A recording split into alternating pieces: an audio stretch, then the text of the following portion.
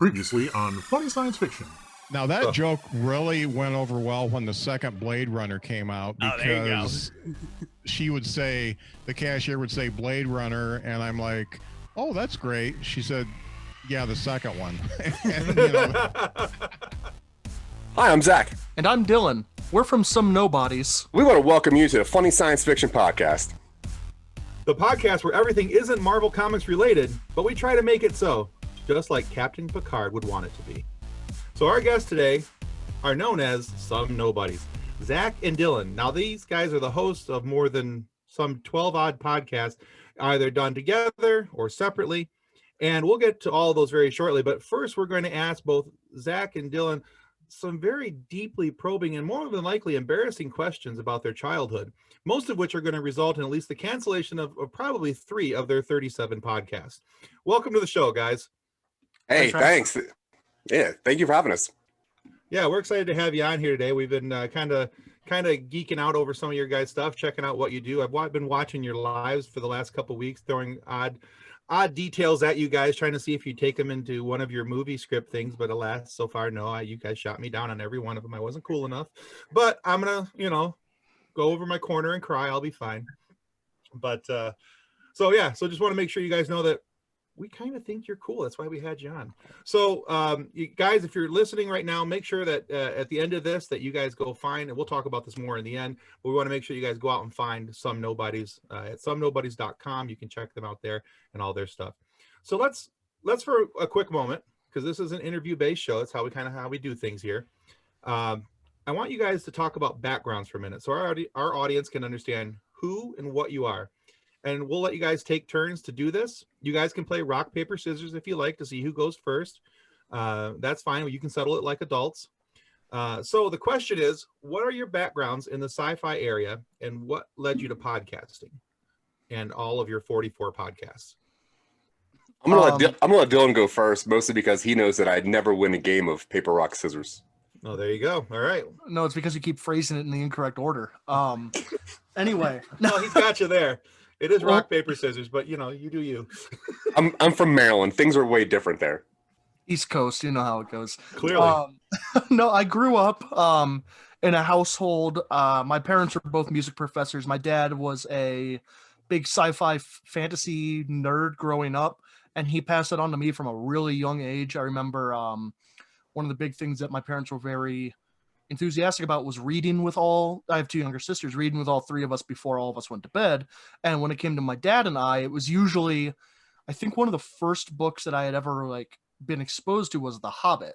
And then that led to Lord of the Rings. And then that led to Ursula K. Le Guin, Earthsea stuff.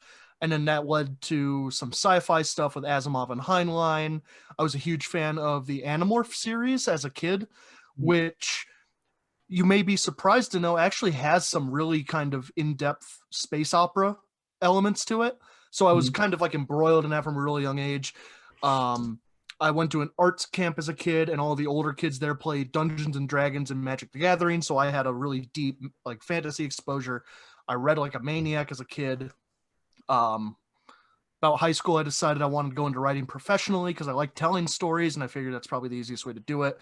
Got a creative writing degree, did some freelance technical stuff, and then came out to Colorado, met Zack, and my creativity just kind of shot off after that. Otherwise, I do small writing gigs here and there. I have a novel that I'm not doing anything with. I do board game design, that sort of thing. So just kind of scattered, just kind of creative projects here and there. Well, you got something in common there with Nick. Nick is also doing a board game right now. He's in the middle of building one. Right on. Yeah. It's a good time. It's a different creative task than a lot of other stuff I do. It is, especially the whole balancing aspect, because you're like, oh, well, this can't work here. Oh, I got to fix this. Yeah, it's one of the few projects I've had where I've had to be very diligent about cutting stuff out that doesn't work, no matter how much I like it. Because it's well, I like this idea, but it really slows everything down, so I can't have it in there, and then you just have to cut it. I'm already on the 10th edition of my version. Zack, how about you?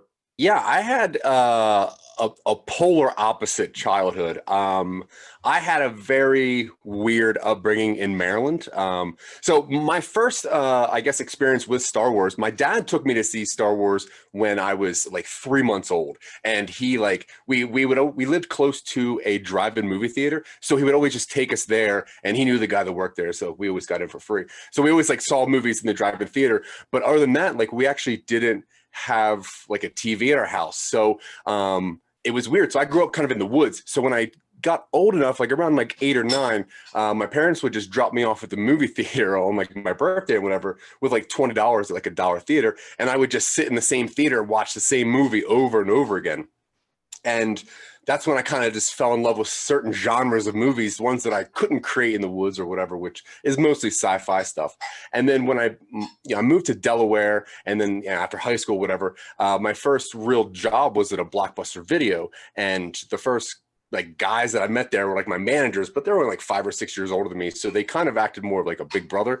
And every day I would leave Blockbuster with like 6 VHS tapes. And they're like, you have to watch these tonight. We're going to quiz you tomorrow. And they'd be like Akira and Tron and, every single movie that like, that at the time, like nerd dude should like really know and love. And, all the Star Wars and the different editions at the time, because it was right around 99.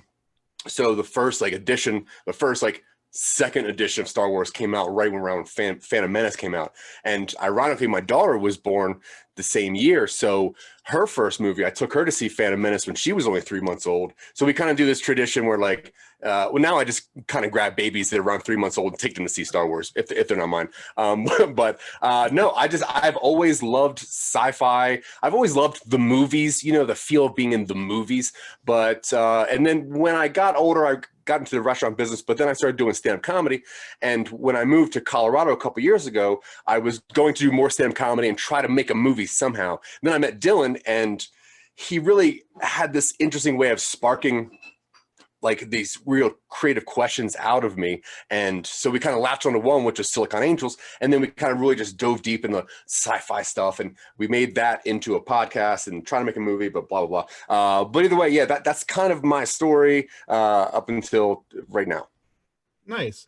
And we're just going to clarify, when he takes these 3-month-old children, he clearly has parental consent. So, Oh yeah, no, no need to alert the authorities, please. No, I pay for the whole family to come. I like babies. Their babies are cute. They're so great. I think they're cute as long as I can send them home with somebody else. I've had my share. We're good. Yeah, absolutely. And they gotta be quiet in the theater. That's it. Right. Sugar them up, shake them home, shake them up, send them home with somebody else. It's good. So while I was looking into your backgrounds, I noticed what intrigued me was your selection of the type of enthusiast you are. Dylan is a chicken thigh enthusiast, and Zack is a sandwich enthusiast. Oh God, yeah. And I can totally get on board with these, but I cannot help to think that there's a story behind these enthusiasms. So tell us about this chicken thigh sandwich enthusiast. Well, I'll go first if that's okay. Sure. The sandwich is the best form of food there can be. If you think about what's wrong with most dishes, it's the utensils and the plates, because you got to do something with it. With the sandwich, you eat the plate, you eat everything around it, and you can just go. You can eat a sandwich while you're driving. You can like run and eat a sandwich. Every meal can be turned into a sandwich, and it is the perfect. If it's not a taco, it's a sandwich. That's it. I hate to say it, but he's not wrong. Soup? Soup is a little difficult. That's a drink, dude. Beverage. That's a drink. That's a beverage, yeah. Where does SpaghettiOs fall? Actually, drink. If you're camping and you take spaghetti and you put it in like one of those little campfire things, like the little C-clamp campfire things, and cook it, you can make a stinking good spaghetti sandwich. And you put SpaghettiOs inside of a like buttered hot dog roll as like a sandwich. Amazing. Also, I grew up very poor, so most things you just kind of throw into like mayonnaise. Yeah, sure, sandwich, whatever. Yeah, I get it. When growing up, my mom, my brother, and I lived on food stamps for quite a while. So, yeah, I totally get the make with what you got. Figure out something to eat. We always call dinner time mom surprise. So, all right, Dylan, what's your answer? What's the story behind the chicken thigh? So when we were just getting together to start recording everything we were doing, Silicon Angels and various other projects we had were these like kind of large scale ensemble voice casts where we would have 4 to 8 people getting together and then just kind of either working off scripts or improvising. And Zack, having worked in the restaurant industry for a long time, would always have food prepared. And he just noticed that, I've had to feed myself for a long time, so I just am in the habit of eating before I go anywhere, generally, if it's like timely. So I'd show up and I wouldn't have much, and he'd ask me one day he asked me like, do you eat? What do you eat? And I'm like, man, normally when I'm home, I make myself just like chicken, veggies, and rice and stuff like that. And I don't remember how we specifically got on thighs, but we were talking about like cuts of chicken in some way. Well, we actually worked together. So I saw you buying chicken the next day. I'm like, what are you doing with these thighs? He's like, oh, that's what I eat with my rice. All I knew that this kid eat for like a year of knowing him literally was just chicken thighs and rice. And then for some reason, somebody's like, oh, he also likes taquitos. And I'm like, okay, that's the second thing now. So I don't know where that came from. Awesome. Yeah, so now it's just whenever I go over there, he has like taquitos and bagel bites, and I'm like, man, I haven't made these for myself in like a decade, so this is the first time I've had taquitos in a long time. It's like, all right, well, now I want bagel yeah, bites. and then when it came to put up bios on the website, Zach just kind of like brainstormed what he knew about people, and mine was chicken thighs. I'm like, all right, hey, I'll take it, I guess. There's so much worse that you could have been in your bio. That's true. Yeah, You're right. That is true. Yeah, I'm gonna actually change it up today now. All right. There you go. All right. So, guys, with 53 podcasts under your belt, there has to be a difficulty of scheduling. Make sure ahead of time that life is able to continue outside without things blowing up in your face. So, what are the biggest challenges that you guys find to have time with scheduling? And what tips and tricks have you found to help keep yourself sane while juggling these 67 podcasts? Well, okay. So the problem that I have is that my interest hops so quickly that I find something very interesting and I dive into it and I dive head deep and I like make a website and I do all the art for it and I go at it. And then a little bit after like things start moving and we start getting things recorded, then it's like, but this idea is actually really cool. And then so we start doing that. And then as we kind of start developing that, it's like, wait, this could be a movie. So then we start working on the movie. And then it's like we're constantly like evolving, but sometimes it was hard to pick that up. So one of the things that I started doing to make sure that isn't happening for me as much anymore is promising people certain things at certain times, and that way I have to do them, and that's it. So I make myself a lot of engagements, and it's like, oh god, I have that tomorrow. Okay, cool, I might as well just get this done right now. So it is really almost overextending myself, but not wanting the guilt of failing, so continuing. I am a bad role model for creatives. I don't recommend anybody follow the process I use, which is Zach and I will have an idea. We will have a rough deadline as to when things need to be done, and I will not work on it until 48, 72 hours beforehand, and then I'll just sprint to the finish line. And I will drive myself up the wall, just completely not doing anything until it's due. And this is a problem I've had across every single project, every single gig I've ever done. So far, the reason that I've continued doing it this way is because so far there have been no consequences for this method. Yeah, and also the best part about Dylan's method, which I have quickly adopted, is that you never look at a schedule to see how like overwhelmed you are. It's like, man, I can do that's like 2 weeks from now. I can definitely get that done. Yeah, so it works, but I do not suggest it. No, but I will say part of that initial time until I start writing is a lot of just passive brainstorming and keeping the project in my mind for a long time. So that way, when I sit down in front of a keyboard, I know rough draft what is going to go on that page. We're in the process of recording a Choose Your Own Adventure podcast. I shouldn't call it Choose Your Own Adventure because that's trademarked. Create Your Own Podventure podcast, where you choose a different episode at the end of every episode to find out what you do. And Nice. that was a project that we had kind of let sit for like 3 weeks or so. And then I sat down, and over the course of a week, I wrote, I think, like 70,000 words, and just wrote out the entire thing in like Wow. in the week between, in that weird fugue week between Christmas and New Year's, I sat down and did like 5,000 words a day. Wow. That's very impressive, actually. Knowing, so Nick's dad is a writer. He's the one who started our group, because he's an author, and actually in a few minutes you guys will have a chance to win one of his books. But anyway, so he wrote this book, and he started our Facebook group, and just talking with him, because I'm creative in some ways. I'm not creative as a writer. I can't sit down. I can't write creatively in a story or things like that. I can conceptualize an idea, and if I can pass that, I'm like the poor man's George Lucas.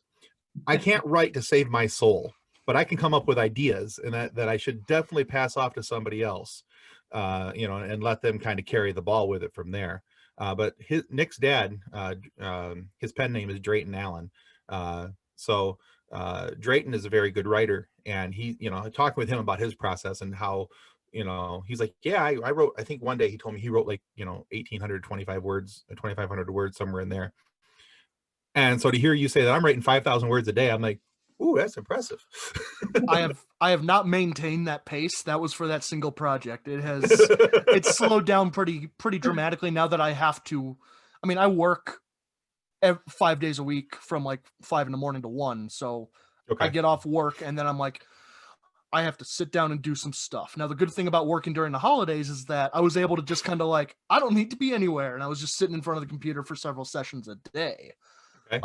Normally, when I was working on my novel, I was trying to get 500 to 1,000 words a day. I was trying to hit 7,000 a week, and that could be just kind of spread out wherever it was. And for the most part, I hit that goal, but some days it was like sitting down and pulling teeth.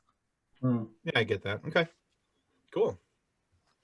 So on top of that massive scheduling that you guys have to do, and the 72 podcasts that you have going, you guys also do roast weddings. And I noticed that Zack is an ordained Jedi Knight. So how does one become an ordained Jedi Knight? Actually, the exact same website, you become an ordained minister. you can literally just click the very next thing, and I could have been like 4 more. I forget what the last 2 things were that I could have signed up for. But yeah, the roast weddings. So that's something that came up because a bunch of years ago, my sister wanted to get married for like the 5th time or something, and she asked me to do the service, and I'm like, yeah, dude, I would love that. Let me just trash you and trash all of our family at the same time, because I'm not a religious person.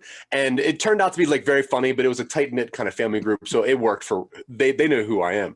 And when somebody found out that I did, like, that I was ordained, they're like, hey, can you do my wedding? And they were friends of mine that I actually, introduced them together. And I said, sure, but I'm not religious. So I kind of do a lot of jokes in my stuff. And I was also a stand-up comedian. So, and I thought this was a pretty novel idea. So they're like, yeah, do whatever you want. I don't care. And I'm like, I'm probably going to make fun of some people, just so you know. And they're like, no, just do whatever you want. So that's when it kind of came into fruition. Like, hey, this might be kind of a cool thing.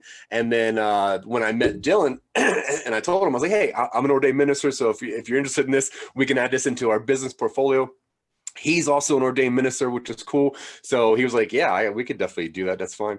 And then we also pitched that idea as a reality show of us being struggling podcasters and falling back on this.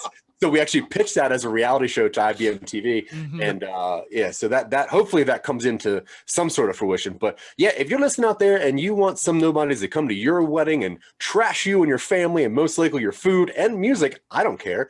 We're very eloquent when we need to be.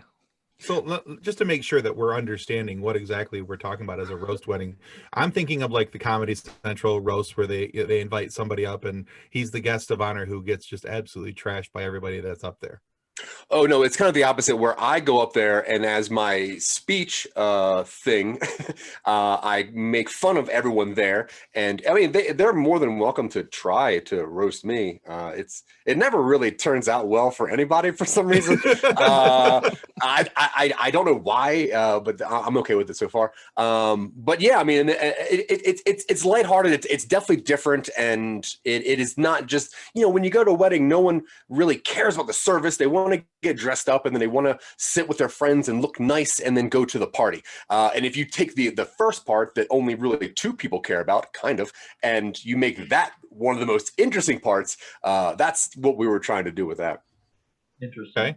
So are any of those like Jedi Knight related? You work Jedi stuff into this when you do these roasts, or because I'm trying to figure out how you get from hey, I'm ordained as a Jedi Knight, I'm gonna do your wedding, but I'm gonna trash you while I'm doing it. Like, do those two paths cross? You're like I knight you with my saber, but you're a Sith, so you can suck it. How does this work? Well, those are two.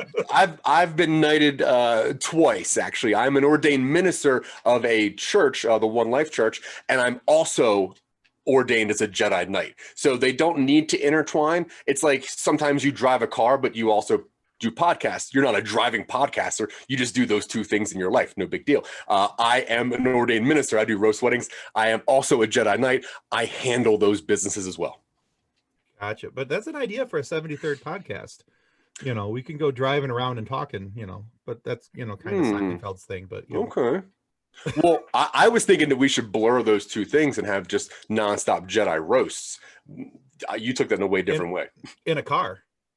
Yeah, I'm down with that. Dylan, can you Dylan, can you write that down? Yeah, we already have a Google Doc. It's got 16 episodes on it. Yeah, thank you. Okay.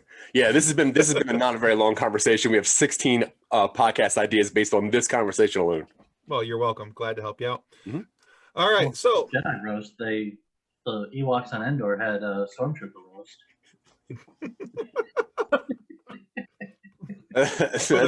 with a really nice drum section. Yeah. So dude, that was a party. That was like the first Burning Man I ever saw. Throw down.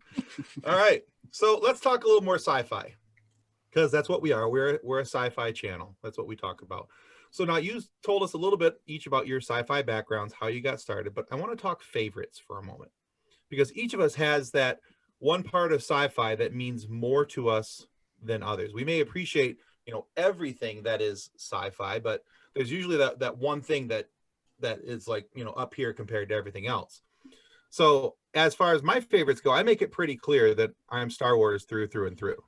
It's the alpha and omega in my life. And I've always said that I treat it like a marriage. It's there for me in the good times and bad, in sickness and in health. So for you guys, what's the one thing that you go back to over and over and over again? And is this one thing part of one of your 84 podcasts? So if you know me, I'm a Star Wars guy. Like I have Star Wars tattoos. I love Star Wars. I watch Star Wars. I watch something of Star Wars every single day of my life somewhere, and whatever. But that's in there, but that's like my blood. The things that I go to as like my cherishables, or I'm feeling kind of sick, I want this nostalgia. I have two, and it's Tron. That movie caught me in such a way when I first saw it. I'm like, I don't understand what this is. This is so beautiful. And Akira, when that comic and then that anime got to me, like that was beautiful beyond recognition. If anybody sees it today, it looks like it's a brand new thing. Mm-hmm. And to watch something that could be brand new in 2020, to have watched that almost 30 years ago, that was just mind blowing. And just, obviously the idea itself is super, super great. But I would say those two, Tron and if it's not Star Wars, Tron and Akira are my two sci-fi. Those make my heart beat. All right, cool. So clearly you're talking about the first Tron movie. What were your thoughts on the second Tron movie? Very good soundtrack.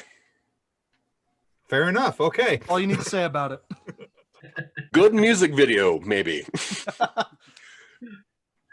Because I wonder, because the couple Tron purists that I've talked to, and I say that lovingly, because I'm, for whatever reason. Anyway, well, that's another topic. But they've all had pretty similar reactions. I thought it was a decent movie. I didn't think it was, anything in depth, but yeah. So I was just curious because I've known what a couple other people have said, and I think you were nicer about it than they were. So Yeah, no, it's not a good movie. It's not even close to a good movie. It's not even a fine movie. It is a movie that you can put on to wash dishes to if you're not going to watch it. It's not a good movie. I appreciate that you're not holding back. Dylan, what do you think of Tron Legacy? Oh, I'm sorry, Nick. Tron Legacy was on the only time I've ever seen it. It was on my college movie channel that was playing for free in all the dorms, just on a loop. They'd get like half a dozen movies and just play them for like 2 weeks at a time. And I remember tuning into Tron Legacy and being like, "That's pretty." This was in like 2010. I'm like, "Yeah, that looks nice. Music's good." And I don't remember. I remember a bad CGI Jeff Bridges. Horrible CGI, yeah. Really bad. Like not even Uncanny Valley. You're just watching and you're like, "Oh, this guy's face is made out of like CGI rubber." Yeah, it was like the blue Scorpion King. And there's some bad CGI for you. Spiritual follow-up to that effect from Scorpion King for sure. And the music, like soundtrack, I still listen to Derezed on the regular. It really got me to listen to Daft Punk more than I was already. Mm-hmm. Fair enough. I did go opening night to see Tron Legacy in 3D. I will say in 3D, I did enjoy it because it was like 2D for like the first part of the movie. And then when they went 3D, my mind was like, whoa, what just happened? Like it's like watching a beautiful anime in a different language though. You're like, I have no idea what's happening. This is gorgeous and the music's tight. That's all I need to know. Mm-hmm. Probably won't watch it again, yeah. There you go. All right, so Dylan, what's your favorite? What's the thing that you keep going back to over and over again? I'm with Zack on Akira. I watch Akira once every year or so, maybe every year and a half. Not only is it just a gorgeously made just piece of work, but it is still relevant to, we're not going to get into any sort of specific stuff. It's relevant to today. It's set in 2020. It's set in 2020 or it's set in like 2030 or something, but it still feels very, very contemporary and very modern. Besides Akira, I grew up reading a whole bunch of like Earthsea, Ursula K. Le Guin, bunch of Heinlein stuff. The Moon is a Harsh Mistress by Heinlein is top 3, if not my perpetual favorite novel of all time. The way that it paints a picture of society in 2071 on like this lunar prison, but everybody, it feels like a very, very natural progression for how that sort of society would go. And then how they kind of react to Earth's pressure. I'm a big fan of science fiction when it really takes into account how it affects just the everyman, the every person. When you get a real like on the ground level of what your concept does to the world is what I really like.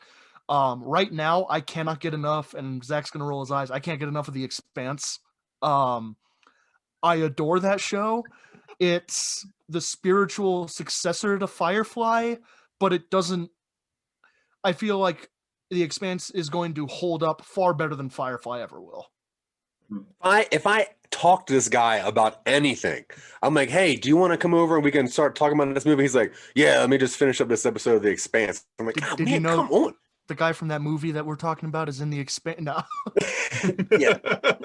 Why are you watching 10,000 BC again?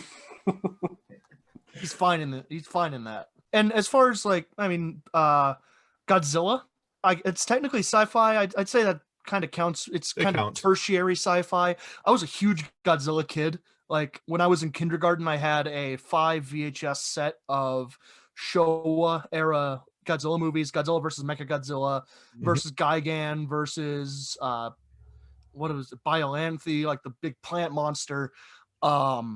So that kind of fueled this love I have. I like kaiju. I like monster movies. The Host, the South Korean movie, The Host. I like. I think Pacific Rim is probably the best of the modern kaiju movies. I think the current Godzilla ones are fine. They're getting better with every one, but there's something, I don't know. There's something lacking through all the Hollywood filter there. Yeah. But hey, at least the Matthew Broderick one gave us a killer soundtrack. Yes. No, don't fight that. Rage Against the Machines on there. Great soundtrack. Puff Daddy's on there. Great Foo soundtrack. Fighters. Yep. Past that, I didn't really care for that movie. I mean, it's a 90s soundtrack. It might as well be like a now 25, but that's it. Good soundtrack though. Roland Emmerich is a hack. I'm gonna say that that's my official position on him. I love it. All right, cool. So our Facebook group our Facebook group page is filled with funny sci-fi memes, and many of these often stem from the what if. So what hero in one sci-fi universe would you like to see against a villain in another sci-fi universe? So you get to cross the streams here. That's interesting. Yeah. Dylan, do you have you pick a bad guy and I'll pick a villain to Jeez, okay. Man, I don't sci-fi specifically. But you can go sci-fi, fantasy. You know. I think geez, I don't know. Zach, do you have something in the barrel already? So I was trying to get Moon Knight to fight somebody in the Harry Potter verse, and I think I don't know why, but I think I would like to see Moon Knight fighting Mad Eye Moody, and I'm not really sure why. I just love Moon Knight, and I think that he should fight more people, especially in any universe. I don't really care. So, but I couldn't really think of a good enough bad guy. So I think if I had to choose something, and this is going back to my childhood, I would want to see the Yeerks from Animorphs invade kind of any other sci-fi universe. It could be the Marvel universe, it could be Star Wars, because they are little slugs that crawl in your ear and control your body. And the entire idea is that they can access your memories and so they can perfectly imitate you. But they're doing like this slow creeping invasion of Earth. So I would love to see, because Marvel does the scroll stuff with but those are all shapeshifters. I want to see like a mind-controlled Mr. Richards try and figure out how to stop the thing wrapped around his brain from infesting all of his friends. Yeah, that's pretty cool. As I was thinking about this, now I have a more solid answer. I would like to see Buckaroo Banzai fall into like the Ninja Turtle universe and fight Kang. I think that would be pretty cool. That's a deep cut. Hey, whatever. Yeah, that could be a cool crossover. Yeah, actually. Yeah, I like Dylan's though. Yeah. All I could think of honestly was Star Trek Episode 2, Wrath of Khan, and the thing crawling in the dude's ears, and that just now I'm just really grossed out. So, oh, dude, that scene is still traumatizing, right? I feel so bad for Chekhov, right? Because now I'm just like sitting here like wanting to cover my ears. Well, we got the headphones in. They're in there, dude. The earworms are in there. The earwigs. Yeah, I'm not taking these headphones off. Oh, all right. So, that's actually kind of cool. And if I'm not mistaken, isn't there a Moon Knight show coming out? When I found that I was getting pitched and probably going, I think Oscar Isaac got cast. Yeah, that's what I heard. And Ethan Hawke. Yeah. And that's going to be pretty interesting because Ethan Hawke is not a franchise guy. He notoriously will not work within franchises. So this should be pretty good. But yeah, I think Moon Knight as a character needs to get explored more. I think that he is relevant. I think talking about mental health is always important, and dealing with that is cool. And he does it in a way that is so interesting. But yeah, anyway. No, that's cool. All right, cool beans. All right, so I'm like I said earlier, I make it pretty clear, even though I'm a pretty huge into Star Wars. That's my go-to. Although and like you, Zach, I watch something Star Wars almost every day, whether it's animated or it's a movie or Mandalorian or whatever. And I honestly cannot wait for all the upcoming Star Wars content on Disney Plus. But I've never really gotten into all the lore behind everything. I didn't read a ton of the books growing up. I read a few here and there. I wasn't a big reader after about 14, 15 years of age. Up to that point, I read anything I could get my hands on. but I love listening to those who can talk about it, and I kind of nerd out about a few of them and how they present it because they do it so well. Now, for you guys, how deep does your level of fandom go? Are you more inclined to deep dive into the lore, or are you more like me, you enjoy it for what it is and enjoy the factoids that other people bring to the table? I have less to say on this than Zach, so I'll go first. I went through a fairly intense Star Wars phase back in high school. This was before Disney bought them out, and I read up on a whole bunch of stuff. I watched the animated Tartakovsky Clone Wars when it was airing. I had that on DVD.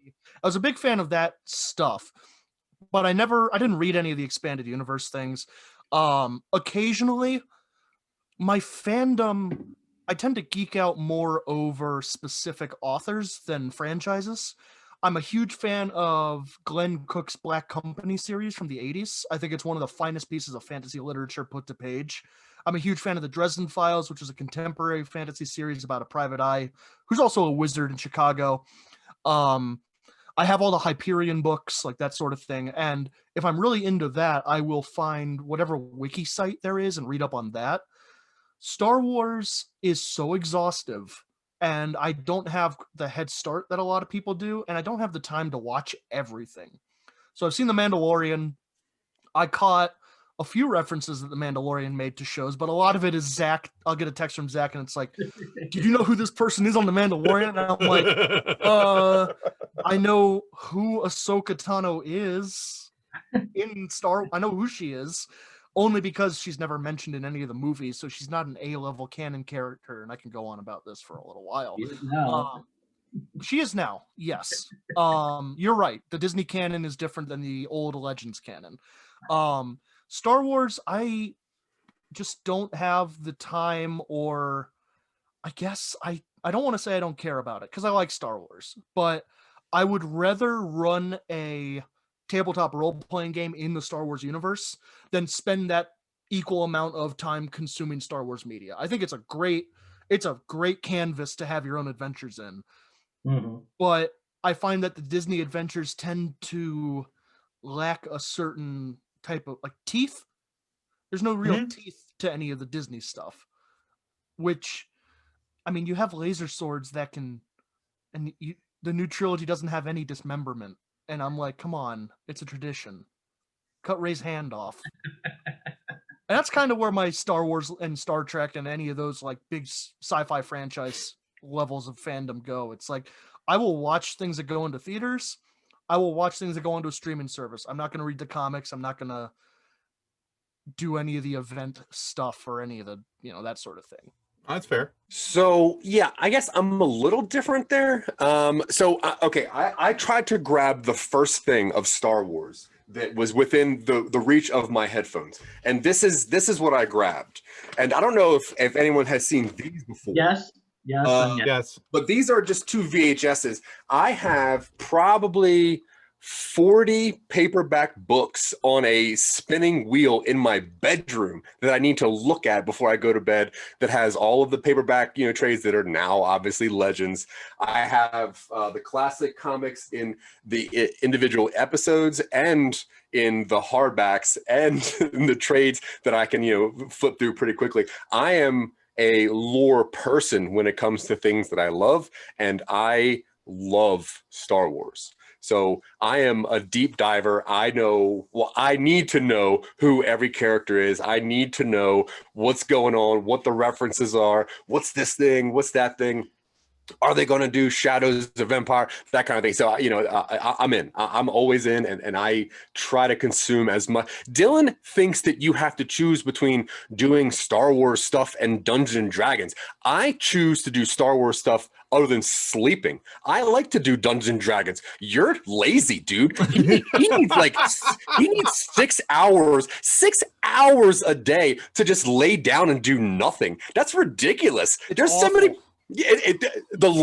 One of the laziest people that I associate with, just lazy, and won't respond. Like, I'm like, dude, it's 2 a.m. Respond to this text message. I need to know if you know who Cobb Vanth is. And he's like, sleeping. Go, whatever. Dude, Timothy Oliphant, Seth Bullock. Well, now Nice.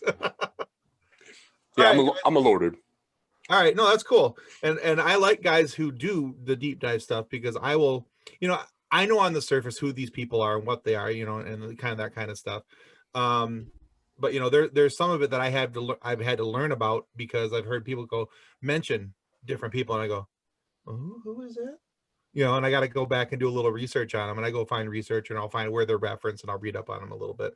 But I stopped doing the deep dive when I was a teenager because I got tired of the fact that at least at that time, I thought, well, this is never going to be in a book or anything but these books. And what's the point? It's never going to be put into a movie or a TV show. Little did I know that, things were going to change years to come later. So, all right. So cool. So we know where you guys stand sci-fi wise, what you think, how you feel about things. I think that's a pretty good place. So let's talk about your shows, all 93 of them. So tell us a little bit about the Some Nobodies network and what you guys have going on over there. So it started with Silicon Angels. I think that was really the precipice for us really doing everything. And that there was a conversation we had at work that was, sex robots exist. We know that. Everybody knows that. But they probably have technical problems occasionally, which means there's probably a service to handle those phone calls. Now, what would those people have to go through? So that was like the idea of that one. And I think the conception of it was we were going to try to film it and put it into like a web series, similar to like a Workaholics, but obviously what they were doing was way more important. And because, COVID happened and we weren't really sure what was the best avenue for this thing, we decided to turn into a found footage and turn into an audio drama. So then we set it into the future to give it more of like a texture to it and more lore behind it. So Silicon Angels was our first one, and that is solely based around a guy named Simon Vanderbland, and he finds a computer. And he starts his own YouTube channel called Simon Addresses. And in that channel, what he does is he disassembles and cleans different electronics for people. And while he's cleaning up a computer terminal, whatever, he comes across all of those. This call may be recorded for training purposes. So he finds thousands of hours of that, and he starts rifling through it. And he's like, what is all this? So then he starts compiling it. And as he's compiling it, the company finds out that he is starting to dig into them, and they've erased themselves off, I guess, social medias kind of. So yeah, that was our first one. And we really dove deep on it. And we wanted to build the universe. We wanted to start a lot of lore with that. So, there's a lot in there being set in the future, dealing with what these robots are up to. Because at some point, if you listen to it, it is a serialized, so it does take different story arcs. So the characters that are in there take arcs, the robots themselves, some take arcs and that kind of thing. But I would say almost all of our projects have some sort of sci-fi background to them. Everything we work on, even Talking Upstream, we created that show because we had so many weird ideas and we didn't really know what to do with them. So people that are in our group, we would have people in our group coming over to voice act for Silicon Angels. And while we were kind of getting ready and everyone's eating, Dylan and I would kind of throw a bunch of ideas around and like, is this story cool? Is this a cool concept? Is this a cool concept? And at some point, people were like, we would just watch you guys have a meeting. This seems interesting what you're doing here. And then one day we were on IBM TV and they were like, hey, would you guys pitch us a show? We want you on our network, pitch us a show. And we were like, cool, we have this idea where we kind of brainstorm ideas with other creatives, and they love that. So, and it seems like all those kind of go down the path of sci-fi something. And like Dylan said earlier, we have that create your own podventure, which that was a cool concept where we once again thought of that on our Talking Upstream show. And that was built around the idea of, if someone could build a device that was attached to like their eyes, like Google Glass, and you could connect that to your biometrics, and that thing could kind of tell you visually what your body needed. And we kind of went down the thought process of that, and it went down to, and what if that thing could process love? Now, if that computer that was strapped to your face would highlight a human, it would maybe tell you that you would need a companionship. But if you misinterpreted that and you thought, do I have to eat this human? So we were kind of going down this idea, like what would happen to people that were so into science that they might not understand what the computer was actually telling them. And then we had so many different ways that could go down. And that's when we decided to make that a create your own adventure kind of thing out of it, where it was, what would people do with this? What would you do if, you did get bit by a snake and it highlighted just grass?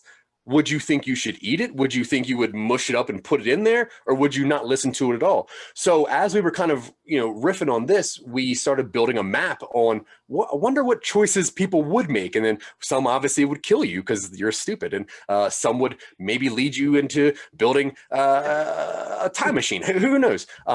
And so that was our create your own podventure project, which our season 1 of that is called Appeal. And that's about a person who creates the tech that tells him what he needs, and he doesn't understand how to interpret it. Mm-hmm. What am I missing, Dylan? Well, we did a companion show to the HBO series Lovecraft Country, which I was drawn to because I was exposed to Lovecraft's writing at a really early age, and my dad was a big fan before all of the news of how he was as a person came out, obviously. But it's clear from his effect on pop culture and just how influential he is. Like, we wanted to watch it and we wanted to talk about it. So we would have friends of ours on, or other guests and stuff, and we would just talk about the show and how the sci-fi concepts could kind of be wrapped up in how people interact, and how the strangeness of all the magic in there could highlight just societal outcasts for no other reason than the color of their skin. We've got the podcast. That's what I think that's the least sci-fi of our shows, where we intentionally comb the lower ends of the podcast charts for underperforming or underappreciated podcasts, listen to them, and then give our honest but not mean opinion on them. True, but hey, you should be honest. Some of these podcasts are very bad, very bad. When we do not like them, we are honest about it. But we try to explain our rationale behind it and give honest reviews, as opposed to just, fair enough. Well, I didn't like what they talked about here, so I'm not gonna. It was more like, the way these people are talking about their subject is not something that you should probably expose yourself, like that sort of thing. Okay. And Nick, just so you know, we haven't been on there. No. Yet. Not yet. No? Not yet. For the second season, we had to change the format of the second season due to COVID ramping up, but we are getting back into it. So we'll have a second season out at some point this year. All right, cool. But most of the shows, Zach covered it a little bit. Most of the stuff we talk about on Talking Upstream tends to have a sci-fi weird kind of bend to it. And I think that's, at least on my end, I grew up with speculative fiction, and I've grown up in a time where technology has just leaps and bounds year after year.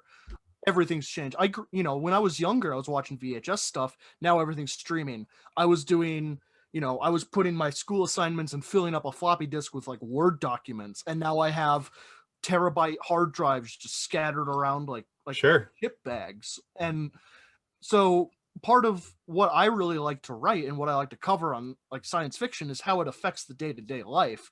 So Silicon Angels it's not about the people interacting with the robots in a way that changes their life. It's about the people who are dealing with these processes as just rote workplace operations. Appeal is about a guy who invents something that is supposed to change his day-to-day life and how he lives. I find the effect that tech and that sort of thing has on the mundane day-to-day life far more interesting than a gigantic spaceship launching 1,000 starfighters and then getting into a dogfight in a low atmosphere. Unless you then make a follow-up story about maybe a kid and her companion scrapping all of the wreckage from that, and then it's about her struggles on she's selling scrap. I'm way more interested in that story than the guy who's telling them what to do. I'd rather listen to the people who have to live in the world than the people who shaped the world. I think that's more interesting from a story perspective. I like that. That's cool. So, quick question: is Talking Upstream the one where Zach, where you're sitting in front of the whiteboard with the and you're writing down the ideas? And okay, I was pretty sure that's the one you were talking about. So, just wanted to clarify that. Yeah, and then so a couple things we're working on that are very sci-fi based. We have our the Super Empowered, which that is based around a bunch of people that have superpowers that are just superhuman, like, but they're not human, or they're not heroes or they're villains. They're just kind of in a weird neutral zone where they kind of get picked on by people, such as the main character is just a guy who turned into half goose, and he doesn't have a real power. He's just a super person, you know, Got a beak and feathers. Right. And there's a person that if they ever taste something, they can taste the expiration date of when it's going to go away. And it's not really a superhero or a villain, but these people get picked on because they're not villains or superheroes. So we kind of constructed this almost like a counseling group for the people that kind of go through the struggles of having a power, but not actually knowing what to do with it, or wanting to be a hero or wanting to be a villain. And then obviously we wrote in a big bad who, turns himself whatever. They come together as a team in the end. And Yeah.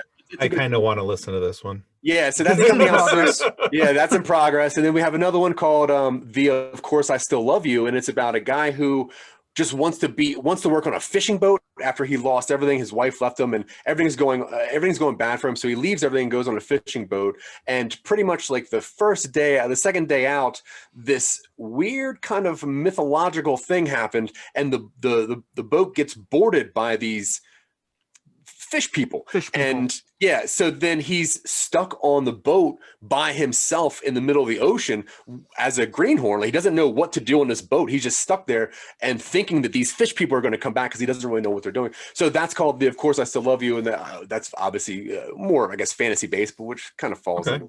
But yeah, we have a bunch of things coming out, and we're actually hopefully filming a movie pretty soon, and we're getting a team together. We've had some people have to duck out for other obligations. And we have a script. We have a good crew so far, and that's called Give Me Back, and that's pretty sci-fi based. That's based around the idea of Dylan, explain this. I don't want to give away whatever's wrong. So the main character one day wakes up in a body that's not his, and then he gets a phone call on a phone that's not his saying, hey, here's an address, go kill the guy there, and we'll put you back in your body. And he goes, I'm not going to do that. And they go, okay, you have 24 hours. Every hour we're going to do something bad to your actual body, and after 24 hours elapses, we'll put you back in whatever's left. So then he's kind of stuck doing it. So it's this kind of like story about a guy who is dealing with this crime group, like a syndicate, who we haven't really spent much time developing what they're doing out very far, but they are swapping people into bodies so they can commit crimes, not having to worry about evidence, and then swapping them out, and then just being like, cool, you did it. Don't tell anybody about this. And that's going to be a short. It's short. It's like a 15-page script. It's going to be cut down again. We're working on getting that together. Obviously, things right now have made it a little harder on doing crew. Yay, COVID. Yeah.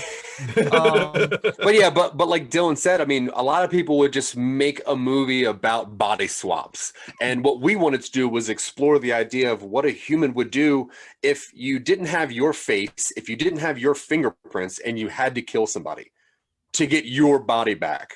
Would you do it? Like, how would you, like, for me, like having to go kill somebody, how would I do that? You know, would I get a knife, or would I find a, so it was that thought process that really gets us down. So yeah, Dylan's correct when he said that a lot of our stuff it's sci-fi based, but it is how humans have to deal with their surroundings and the tech that they're given. I like the moral aspect of it. What's your morality? And that's kind of cool. I'm anxious to see that come to fruition. So cool. All right, guys. Well, you guys got a lot on your plate over there. That's kind of fun. So now what we'd like to do, and what we like to do with every one of our guests that come on, we like to play a little game. And so this is a quiz game. Now, typically what we do is we give our guest 5 questions, and we give them to them in multiple choice. But since there are 2 of you here today, we're not going to give you multiple choice. We're just going to ask you the question. If you answer it, you guys have to tell us it's your final answer. You guys can talk to each other, make your decision as a group, and say, raise your hand. This is our group answer. No, I'm just kidding. But yeah, okay. So there'll be 5 questions. Yeah, I love that. Dylan, you need to do well because I want this mug so bad. I really want this mug. So you have to do a good job here. Yeah. All right. Good. That mug. So here's how this works. We've got 5 questions. They're based in Star Wars, Lord of the Rings, and Marvel MCU. Okay, so it's very clear that we want to make sure that it's MCU, not comic book related. Okay, so although those two can cross over a little bit here and there. All right, so now if you get 60%, so 3 of the questions correct, we're going to give you each a coffee mug. If you get 4 out of 5 correct, we're going to give you the coffee mug and this book called Custodians of the Cosmos. Now, this is the book written by Drayton Allen. It's where we get our Red Shirt Widows and Orphans Fund from. It's based upon a guy who wanted to join Starfleet, couldn't hack it, so he joined as a custodian. And what happens to him on the Starfleet ship when it gets attacked. So you're following his story and what's happening.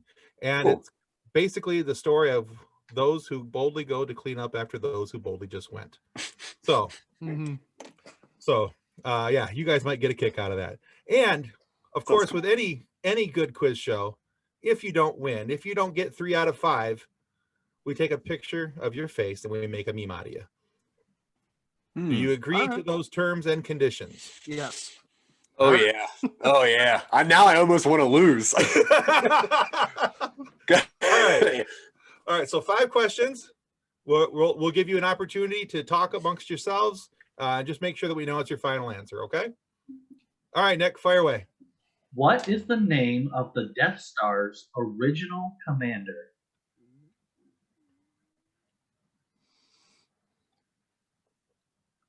The Death Star's original commander. So it depends on the definition of original. Because Because it's either, in my mind, right, Tarkin or Krennic. well, it's not Krennic. No? No, he was sanctioned by Tarkin. Okay. But they said original, which is an Yeah. interesting question. I guess we're gonna have to go with Tarkin. I mean, he was the one who ordered it. So, ooh, yeah, I final answer. Yeah, final answer, Tarkin. Yes, you are correct. That's correct. Okay. Woo! Cool. So the word original was put in there to do just what it did, kind of trip you up a little bit. So Krennic designed it and built it, but it was at Tarkin's command, and he was the original commander. All right, so question 2. Who was Count Dooku's Padawan before he left the Jedi? Okay. All right. So is this Asajj Ventress, right? Is that right? Before he left the Jedi. Before that the Jedi. Was that not Qui-Gon? Oh, before he left the Jedi, right? Yes, who was Count Dooku's Padawan before he left the Jedi? Yeah, you're right. It's Qui-Gon, right? Yeah. I think so. Yeah. Yeah. Final answer? I think so. Oh, I'm sorry. It's Asajj Ventress. No, I'm kidding. It's Qui-Gon. Oh my gosh, God, I missed the comic. I like how Zack's like, I missed that comic. Where's that comic? I literally was looking around. I looked at my wife. I was like, grab me that comic. No, that's definitely Qui-Gon. All right. So you're 2 for 2. All right. Hey, You good job, almost got a mug. Yeah, good job. Question 3. Who holds the title King of the Golden Hall in the book Lord of the Rings, The Two Towers?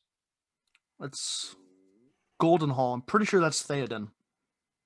I'm pretty sure that's Theoden from Rohan. Is that the Golden Hall? I think so. Yeah. Eros? Something like that? Legolas? No. No, it's not Legolas. No, it's not Legolas. I'm pretty sure it's Theoden. Yeah, I mean, because it's not Aragorn. It's not Denethor. There is no king in Gondor currently. True. There's no king of the Shire. We don't see Numenor. Well, the Golden Hall would either be elves or Rohan. So I don't think they were. I don't think Rivendell is the Golden Hall. I'm pretty sure it's just Eros. Let's go Theoden. Yeah. Theoden. Final answer. Yep. Very good. And all right. So you guys have eurned yourself a coffee mug. All right. And we're going to send you one that we haven't drank out of yet. So I mean, there's that. Oh. We didn't even answer 4 questions yet. Well, three's the mug. I figured 4 was without it being drunk out of. I make no promises after 3. We have to share this mug, Dylan, just so you know. Oh, all right. Yeah, it's every other weekend. That's right. All right. It's custody rights. Yeah. Oh, okay.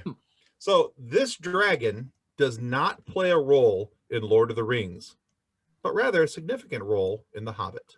No, well, I mean, I guess it's got to be Smaug, right? Smaug. I can't even think of a funny answer to that. Chief and foremost of calamities. Yeah, we're final answer. We're Smaug. You are correct.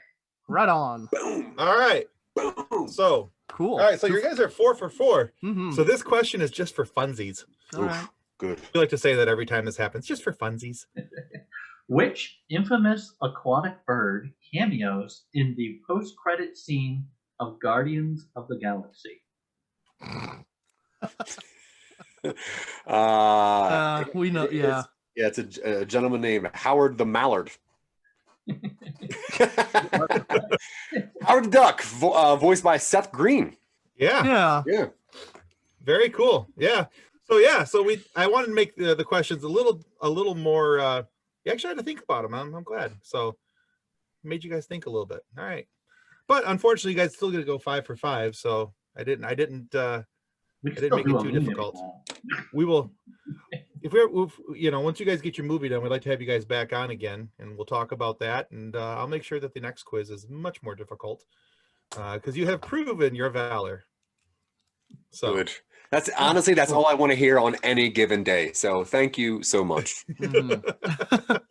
And I had to let you know. In research, obviously I watch your show anyway, but I watch a lot of your shows today.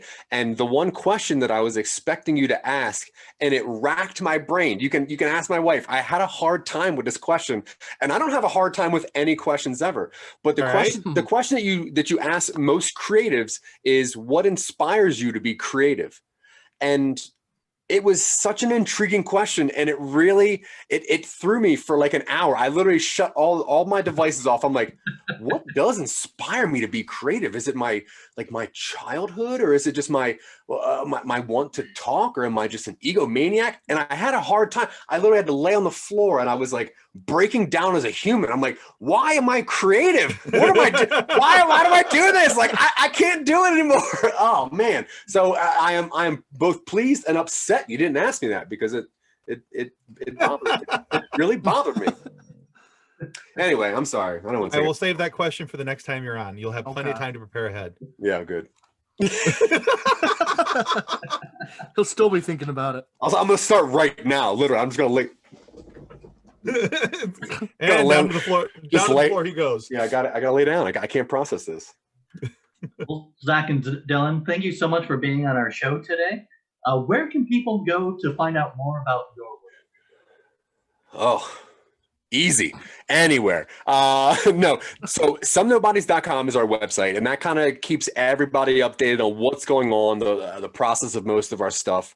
If you want to help out and you want to contribute and you want to watch us do some movies and maybe make Dylan make more podcasts, you can go to patreon.com/somenobodies. You can find all of our stuff if you go to any podcast thing, especially listener app, and type in Some Nobodies. You're going to get a bunch of weird stuff, but Silicon Angels podcast is us just reviewing very, very bad podcasts and some okay podcasts, mostly very bad podcasts. If you like anything, if you like Star Wars, Scott Curtis asked me to do a Does He Hate Star Wars podcast, because that dude is an old curmudgeon, and apparently he doesn't like something that I built my entire life around. So how dare he ask me, number one, and how dare he not love the show? So you can go find that at Do I Hate Star Wars. But yeah, Some Nobodies, that's everything me and Dylan are doing, and we would like it if anyone just listened. That's it. And leave a review. Tell us what you think. I'm a creative because I like feedback, or I like knowing that people are paying attention to me. Yeah. So I like knowing what people think about what we're putting out there. I go through and I read the Apple Podcast reviews and all of that sort of thing. All right, cool. Great. We will make sure we place those in our description so that people can find you and all of your other works. Now, we want to remind people, too, that subscribing is the single most important thing you can do. It makes it possible for us to get more amazing guests like Zach and Dylan and give you funny moments to listen to. Now, please subscribe. It's going to help more than you're ever going to know. But we also want to make sure that you go to somenobodies.com and you subscribe to the work of Zach and Dylan as well. Now, with their 117 podcasts, there's got to be something in there that you guys are going to like. and make sure that you pay attention to what they're doing.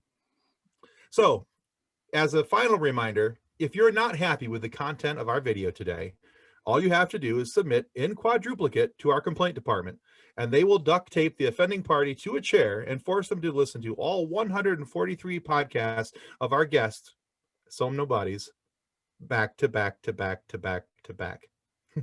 Yeah, that'll teach them. Well, thanks again, guys. All right, goodbye, everybody. Thank you for watching today, and go check out Some Nobodies. You're going to be glad you did. Bye.